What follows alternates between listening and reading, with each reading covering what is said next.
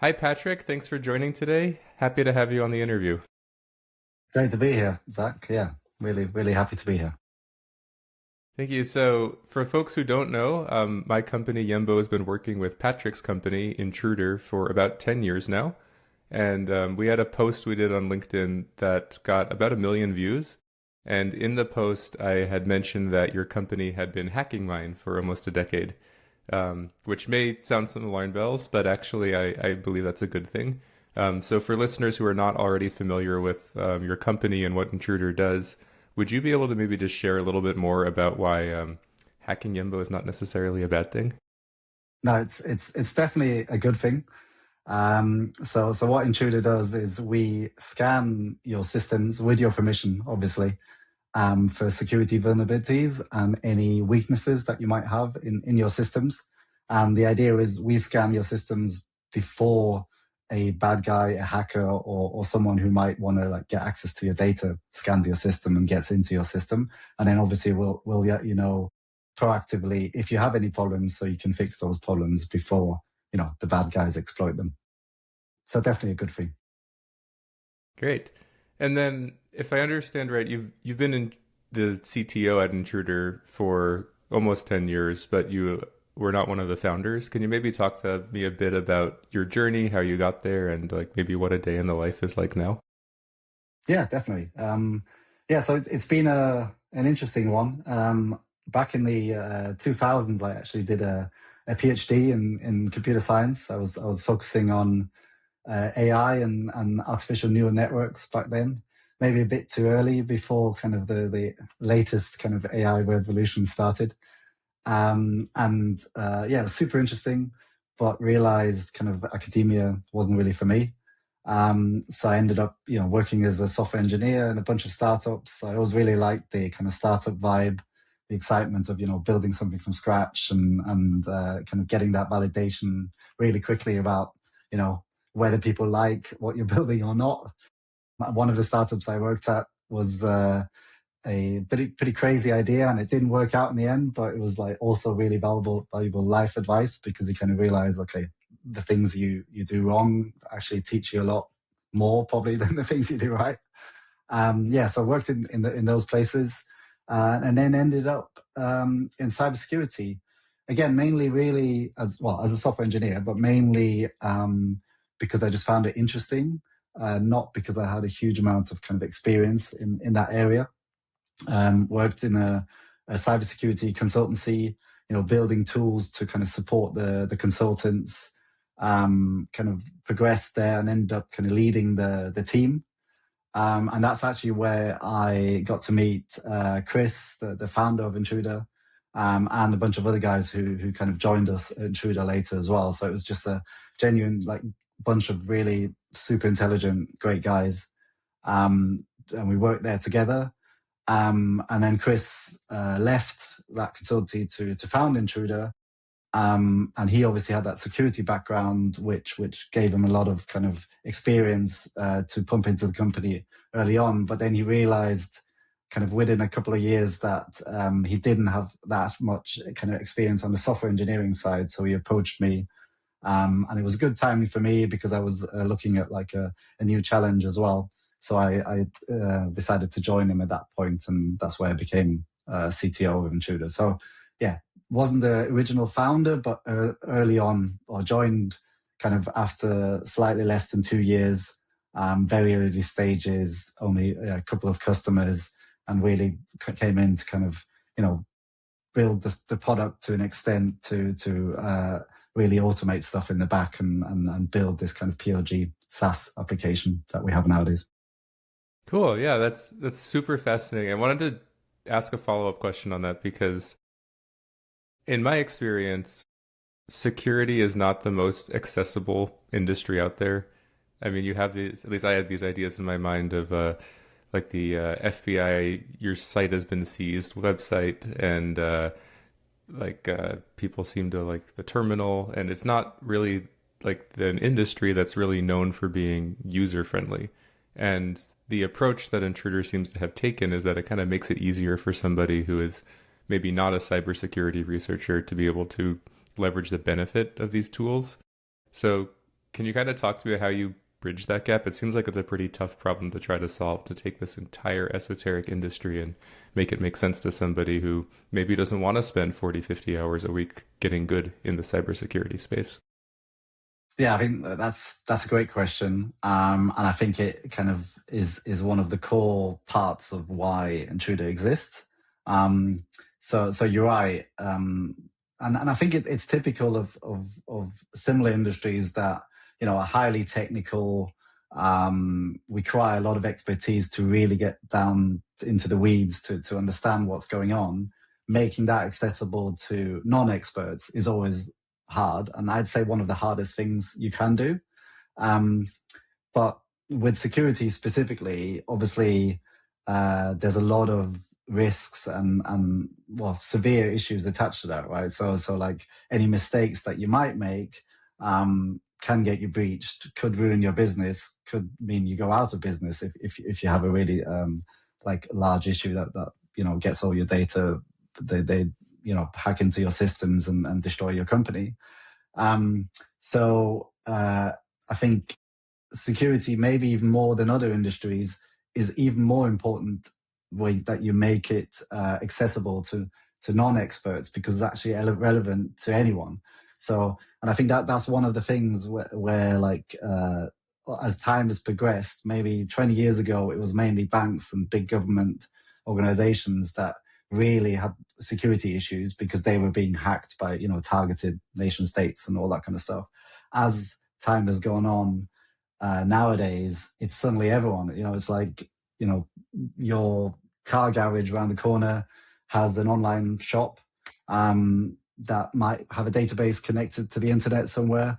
Suddenly someone could blackmail those guys and ask for ransomware or whatever. So it's really gone from like this huge problem that only the big guys had to solve, where the big guys had a lot of resources to address the problem, and they could hire those experts, to something that everyone has to solve, but not everyone can hire those experts, and there's just not enough experts to actually go around. So the big challenge really is how can you build something that's as powerful as what the big guys have access to, but accessible to everyone, even if you don't have that expertise. And that's really where kind of the whole idea for Intruder came from, where we were like, okay, under the hood, we need to use the tools that the big guys, the real cybersecurity experts use.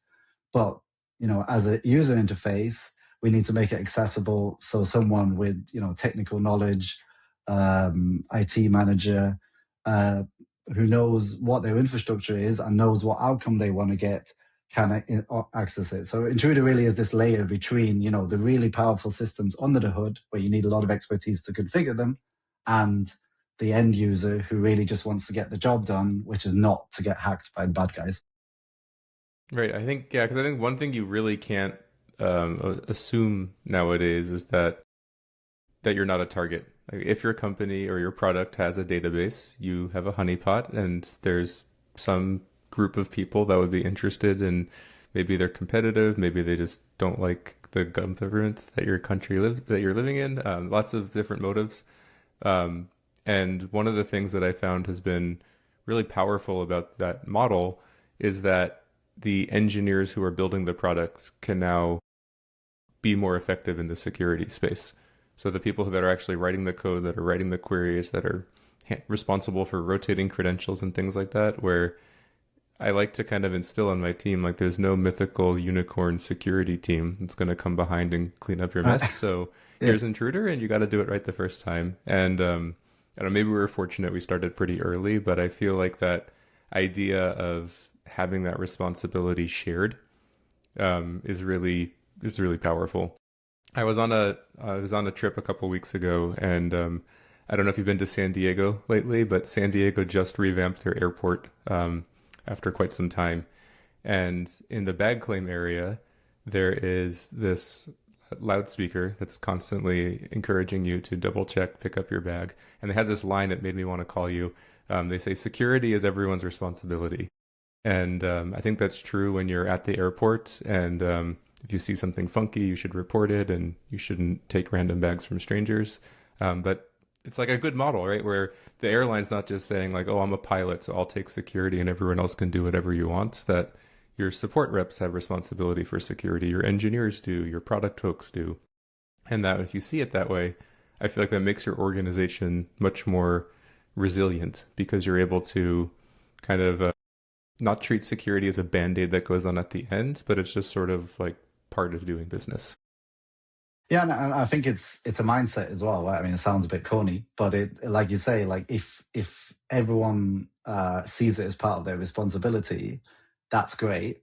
But I think you also then need the tools that everyone can use. Otherwise, you always have that bottleneck, right? Like if you have a security tool that only the security team can use, then A, you need a security team to use that tool, but B, also the security team then needs to like distribute the tasks and so on, right? Whereas like you say, like in your engineering team, maybe in your DevOps team, like why should they then wait for the security team to tell them they've got an issue, then fix it, then report it back to the security team who then mark it as fixed?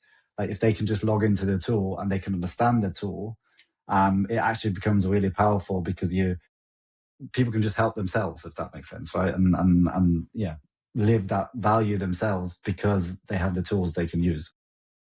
Yeah, that's awesome. I can imagine that it is not an easy transition for a lot of folks. And I can also imagine that 10 years in this space with the background that you have, you've probably seen some crazy things. So I'm curious if you have any war stories or anything interesting that you've kind of learned, maybe something unexpected that happened. I'm just kind of curious. I'm sure you've seen good days and bad days in the security world. Yeah, yeah. I'd love to tell this one story because it kind of addresses your point, but it's also kind of a fun part to it, which is kind of weird in security because, like I said, it's like if these big incidents happen, it's actually tragic half of the time because it's impacting livelihoods. You know, it's very serious business, right? Like you know, sometimes. You have these horrible incidents where hospitals are hacked, and all their computers are ransomware. Then it's lives on the line, right? So these security incidents can really have like horrible consequences. Um, but at the same time, as a person working in that industry, as a person who is, you know, whether you're a dedicated security person or if you're an engineer, you're just trying to do your job. You're just trying to keep your systems secure. You gotta, do your job on a day-to-day basis, and you got to work through those issues somehow. So the thing I want to talk about is the Log4j incident because it's almost Oh yeah, yep, Christmas, yep. and it happened. I can't remember 3 years ago, something like that, and it also happened just before Christmas. And the and it always does. These big incidents always happen just before like some holidays or something like that, just to make it extra painful for anyone who's dealing with it. And obviously that was a big deal because it was one of those things that like it was a library similar to the React to Shell one that we've had recently that is used by loads of people, but then also used by loads of systems that in turn use this tool. So even if you're like, we don't have any Java in our infrastructure or we never touch Java, you're still probably exposed to it because systems that you use happen to use, Java under the hood, and then they're vulnerable and so on. So it's like that house of cards where the bottom card somehow is not quite right type thing. So that was obviously a massive deal, and I think it taught the whole world a lot about why security is important, why it's kind of everyone's business. I think it helped kind of educate what you were saying earlier, like making it a mindset, making it kind of a democratic thing rather than it's a problem for those guys over there in the security team. But the thing that I think kind of stuck with my mind was that in that period of chaos when everyone's like scrambling to patch stuff and trying to find what's going on, one of our engineers basically put up a site one evening just because he had some time and so on, which is basically a place where people could upload memes, Log4j memes that they had made up themselves, found or whatever, and it would just collate them all. And within like 24 hours, it was top of Y Combinator Hacker News. I think it was the New York Times or someone who called us about it or someone.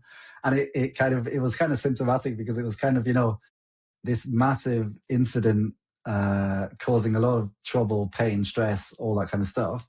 Yet somehow people really, enjoyed having something like that because it kind of gave them some light and maybe something to laugh about and chuckle while they were like, patching all their systems and all that kind of stuff. So it was kind of like, made you feel a bit better about the world. In the moment of crisis, there's still a little bit to laugh about. And it kind of fit with one of the, I would say, main parts of the culture that we have at Intruder, that we have a love for memes at Intruder. So Right. it was a great thing that it's all coming together in that moment. Yeah, I suppose the alternative, if you are an expert in this space, is to get very paranoid. So if memes are what Exactly. it takes to keep the vibe positive, then let's go for it, right? Yeah, exactly that.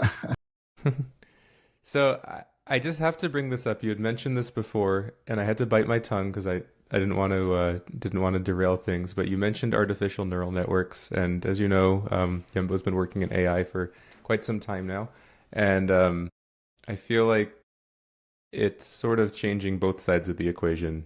Like with AI, there's the attackers that get access, and then the defenders who also get access. So, are you seeing any major shifts going on right now, or is it sort of business as usual in the security space?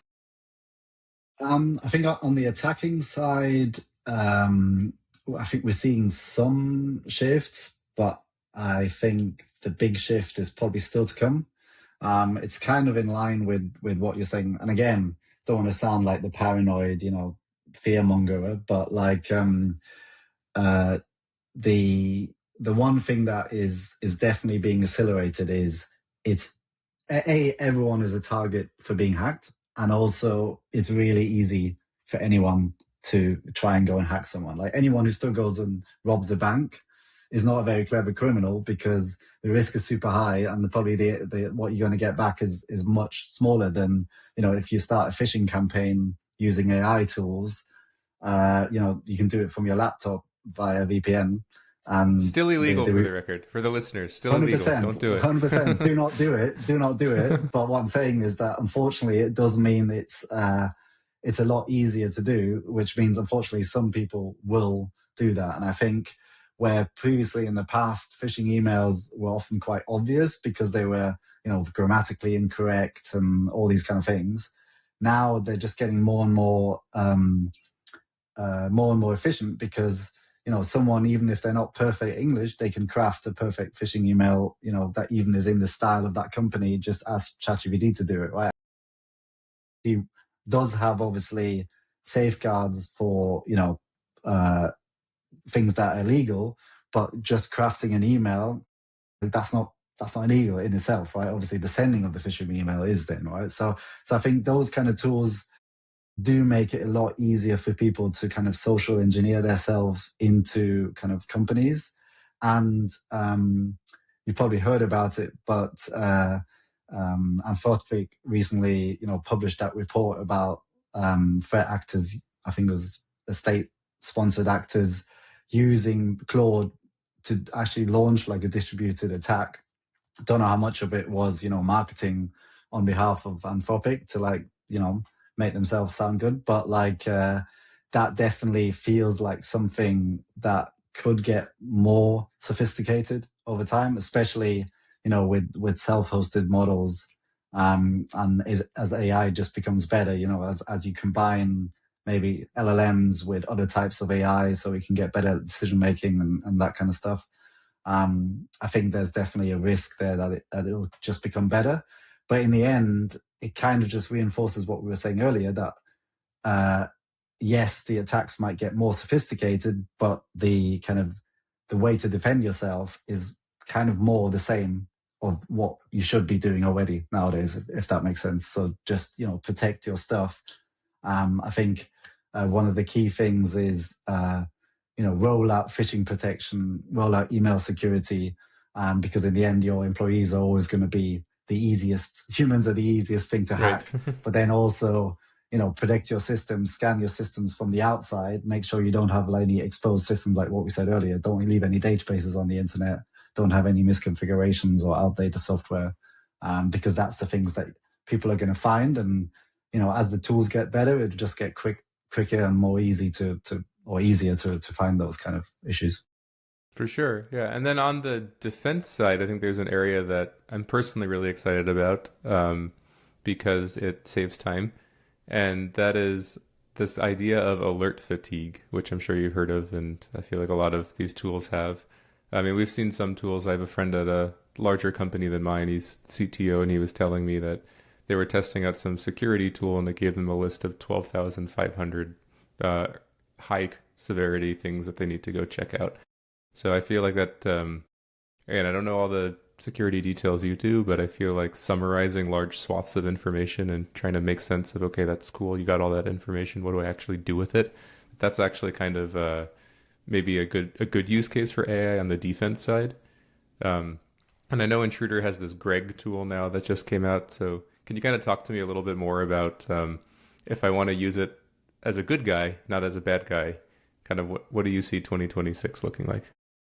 Yeah, no, I think you're spot on. I think one of the great strengths of, well, certainly LLMs is that they can take a lot of information and uh, condense it into the stuff that matters, right? Or even proactively do that, right? So you can dynamically ask it different questions in natural language, and it will give you an answer in natural language, which I think, especially for security, is a massive step forward because, like you say, the more powerful the tool, the more it will find. And one of kind of the dilemmas of security is false positives and false negatives. I mean, that's obviously quite technical, but basically, a false positive is obviously something that the tool marks that it found, but it actually is not a genuine security threat. But a false negative is something that the tool doesn't find, but there is a threat there, right? So tools are always tuned to err on the side of caution. So they'll report something rather than not because they don't want to, get it wrong and not report something, and then you get hacked via that issue that the tool didn't report, which is a byproduct. Unfortunately, means there will be false positives and there will be issues that, or there will be more issues rather than less issues, if that makes sense, and which could lead to that issue or that scenario that your friend describes, where you've got 12,000 high issues, and then it's like, well, where do you start? Alert fatigue, I think, happens where you're like almost paralyzed by the amount of tasks you have to do, and you end up doing nothing or pick the wrong one. So I think one thing where AI can really help, and I'm really excited about this, is prioritize, and especially kind of prioritize within the context of your organization. Um, and it kind of fits with, I guess, some of the key USPs of why we founded Intruder in the first place. Because I think for security to be effective, it has to be proactive.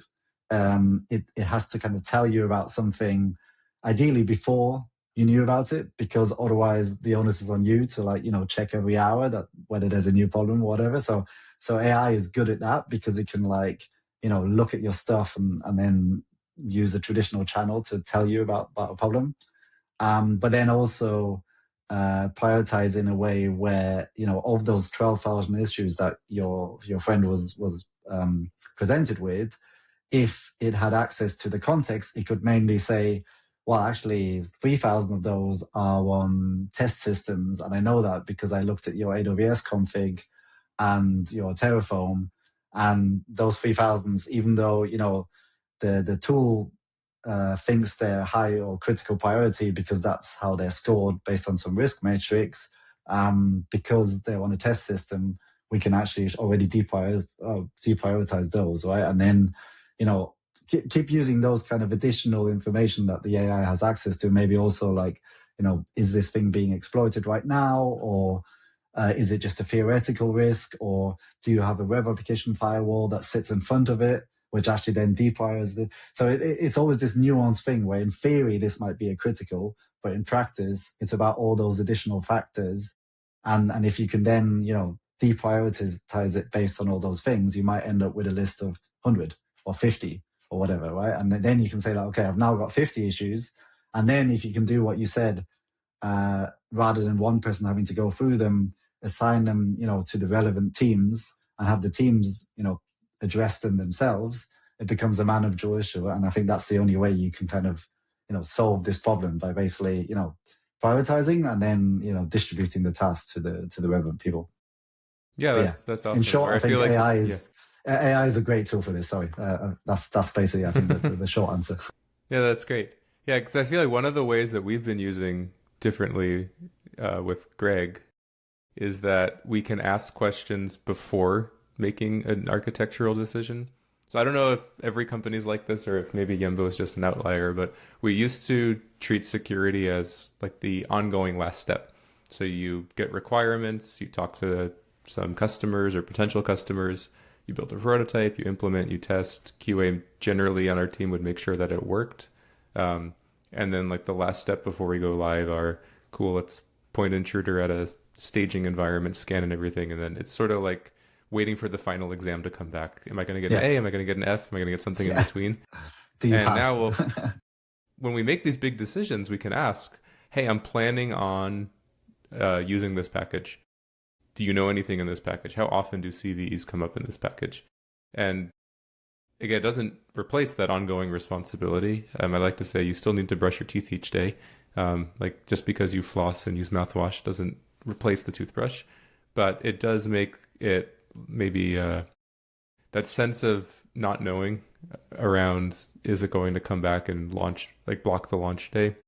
It sort of like de-risks that step where you start bringing in the AI tools and the security tools. So I'm personally pretty bullish on it because I feel like I've seen it take these big, tedious, gargantuan tasks at the end of the process that frankly a lot of companies even skip. It's just too much, they don't think about it.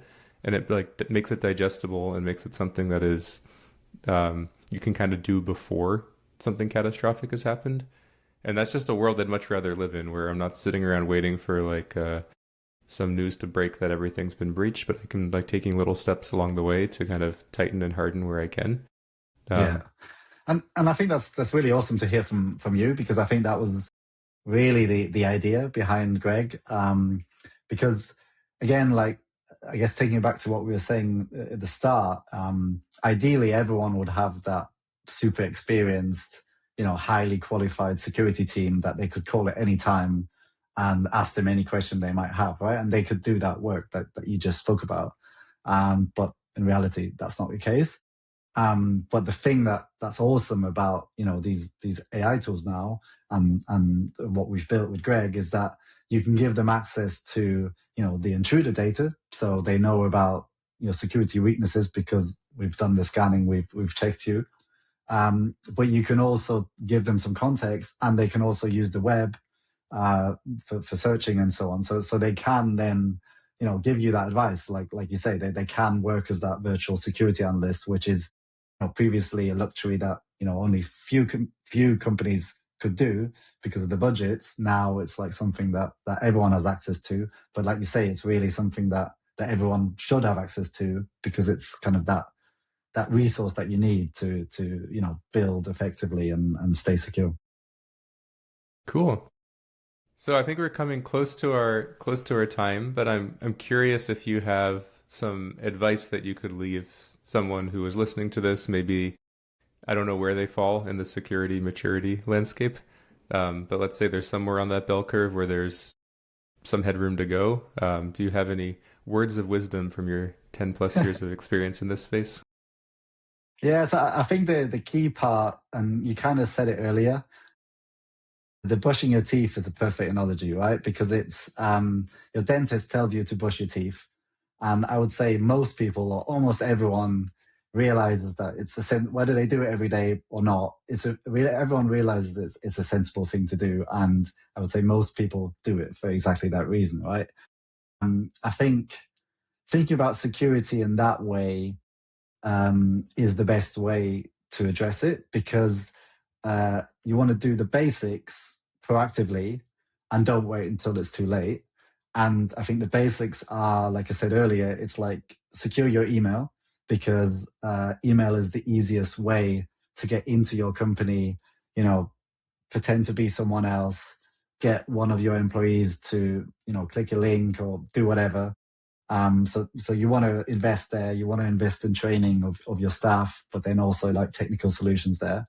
And then the other thing is, scan yourself from the outside, because that's what the bad guys, that's what the hackers are doing, right? Because it's so easy, right? Like you can, like I said, like a bad guy can literally with a laptop start scanning the internet, try and find an open database, and do something from there. So you want to do that as well, just because that allows you to then fix any issues that you might have before a bad person could exploit them. So it really feels like if you do nothing else, do those two things and get started with that, but do them proactively. I think there's often still a mindset with security where it's like, I'm sure I'm going to be fine because I've been fine last week and I've been fine, for the last 2 months or last 2 years or whatever. I'll wait until something bad happens. But it's one of those things. The same with brushing your teeth, right? Like if you wait until you need your teeth pulled out, then you wish you would have, done that easy teeth brushing every day, because then it didn't get to that bad incident. And I think it's similar here. Like, do the basics. They aren't expensive. They're not a big deal. And like you say, if you can distribute it to your teams and build it into your whole workflow, then it's not a big deal. But it'll save you, the big pain and the big incident, which can be, company ending, and it's just not something that you want to ever get to. Sure, yeah. Well, thank you, Patrick. I've really enjoyed our conversation. Appreciate you taking the time. If somebody is interested in learning a little bit more about Intruder and what you all do, where would you recommend they go? And I can put a link in the description and all that when the interview posts. Yeah, I think the best thing to do is just sign up for a free trial. So we have a 14-day free trial. You can basically, use the platform for 14 days, scan your systems, see basically if you do have any issues. Like I say, like if you do nothing else, do that. Hopefully you don't, but then, you'll hopefully see that like by signing up we've got different plans depending on your budget, depending on your need and so on. But it just provides this kind of baseline protection that really everyone should be having. And I think, yeah, like you say, Zach, it's quite easy to set up. It's quite easy to build into your processes, and it just gives you that, baseline protection that prevents anything bad happening in the future. So yeah, sign up for the free trial and go from there. Cool. Thank you so much, Patrick. I'm going to go check out my Intruder portal and make sure nothing cropped up while we were talking. Yeah, and ask Greg if you have any problems. There we go.